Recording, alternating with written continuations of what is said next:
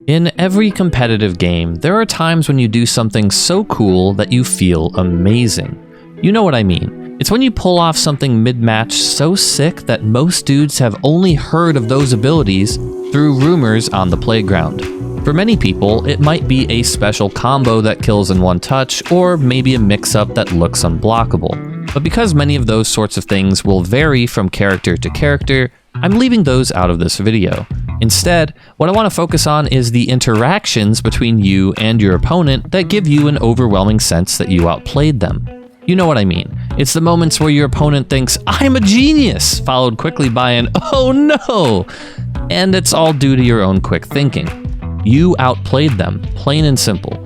But you did it in such a way that your opponent feels they learned a lesson they won't soon forget.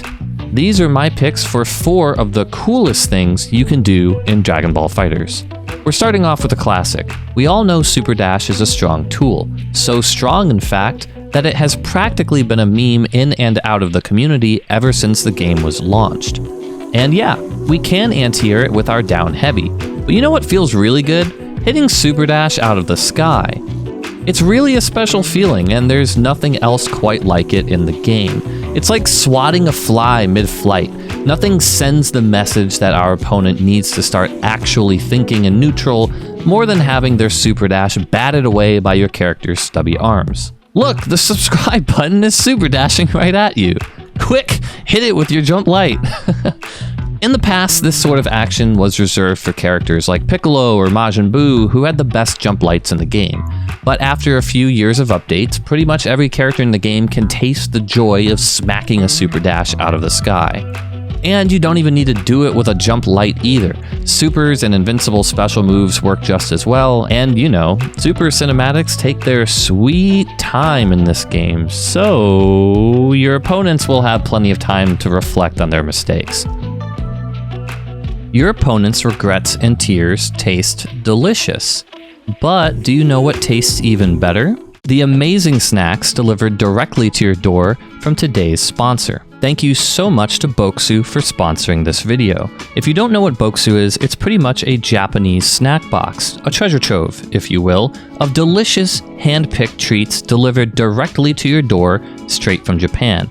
Every box is different with a unique seasonal theme, so you'll never get bored. First-time buyers will receive the Seasons of Japan box. That way you can get a taste of each box you could receive per season. I like to think of it as the little bit of everything box, and I know that you won't be disappointed. The box comes with a culture guide that just screams quality. It tells you a little history about all the snacks in the box so you can appreciate them even more, and so you can know a bit about what to expect. For each snack, it details who makes it, what region of Japan it's from, possible food allergies, even whether each snack is vegetarian or not, and so much more. You can just tell how much they care about their product and believe in each of the snacks that were handpicked for each and every box. Sticky rice dumplings, commonly enjoyed in spring. That's sweet. Wow, that's good. Seaweed tempura. I never had anything like that. It's like salty, sweet, and it has like a sushi taste to it almost. Kind of tangy. I really like that. Yeah, one more.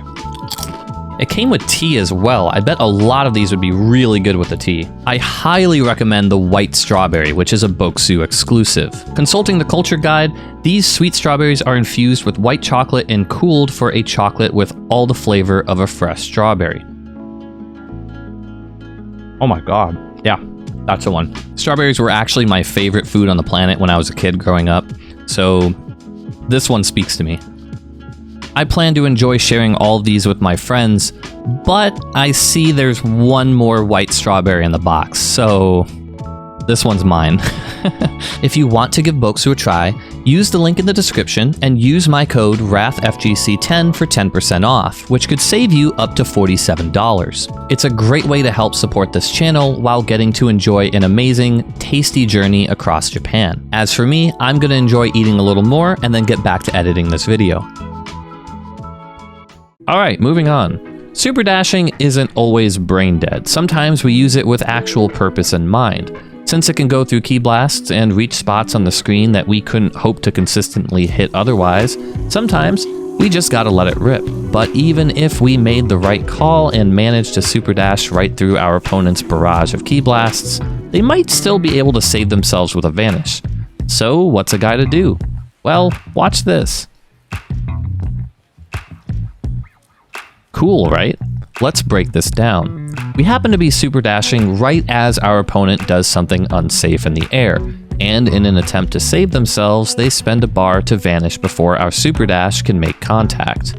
Ordinarily, what should happen here is that we will keep flying past them in the same direction we were already headed, and both players will miss each other and go about their day unscathed. But what's important to note about this interaction is that we don't continue to super dash once we pass our opponent. At that point, we actually have already finished our super dash and can take action. The only reason we keep moving in that direction is because we're keeping our momentum. Newton's first law, or whatever. So, what if we stop our momentum and air dash the other way as soon as we react to our opponent's vanish? Their vanish misses us, and then we can turn around on a dime and smack them with an auto combo mid-air. Damn, that's cool. The first player I recall seeing do this with any relative consistency was Tajikawa back in Season 1 of the game's initial release. Needless to say, my eyes were opened. Now, although this is super cool, there are a few things to keep in mind. First, you gotta be fast, so it might take some practice. But even if you're slow and don't get a proper punish on the vanish, you can at least usually make your opponent block and get your turn started. Second, you can't use normal combos with a launcher and a super dash because, well, you've already used your super dash, so you'll need to be creative and use your assists or maybe an EX move if you want to extend into a good combo. And last, some characters are just immune to this kind of thing because their vanishes are so darn big. Big Tail Squad 21 and cooler are representing strong here. But that doesn't mean you can't punish them at all. Depending on your character, you might even be able to super or use some other forms of air invincibility to smack that tail. There's more than one situation where you can feel like a genius for blowing up your opponent's vanishes. One of my personal favorite situations is when your opponent autopilots a vanish after making you block something. Sometimes, these vanishes are gapless if the move they canceled from has enough blocks done. But a lot of other times, there is a teensy tiny itty bitty gap right before the vanish makes contact. It's too small to anti-air with your down heavy, but that doesn't mean you're out of options. Many characters in Dragon Ball FighterZ have moves that are specifically invincible to attacks that are in the air. And do you know what's in the air? A vanish. Usually these moves cost a little bit of meter, but the reward can be huge and definitely sends a message to your opponent that they can't get away with mindless vanishes anymore. Even if your character doesn't have one of these unique upper body invincible special moves, they will at least have a fully invincible level 3. If you got the meter and you got the awareness, let it rip. I'm starting to notice a trend in the things that I feel are especially cool in this game. It feels good to blow up an opponent for mindlessly using tools they think are very strong. I love moments when your opponent has to acknowledge that they weren't using their brain, but you were. To put it simply, it feels excellent to expose when your opponent is just plain autopiloting. And do you know the tool people autopilot the most, even more than Super Dash? It's their assists. Just chuck them out there and see what happens. If they get the hit, awesome. If they're blocked, then you can get in and get your turn started. It makes sense why most of us toss assists out willy-nilly without a care in the world, especially if our assists cover a huge portion of the screen, or maybe even track to where our opponents are. But the strength of these assists is what makes it so satisfying when you react to the situation in just the right way.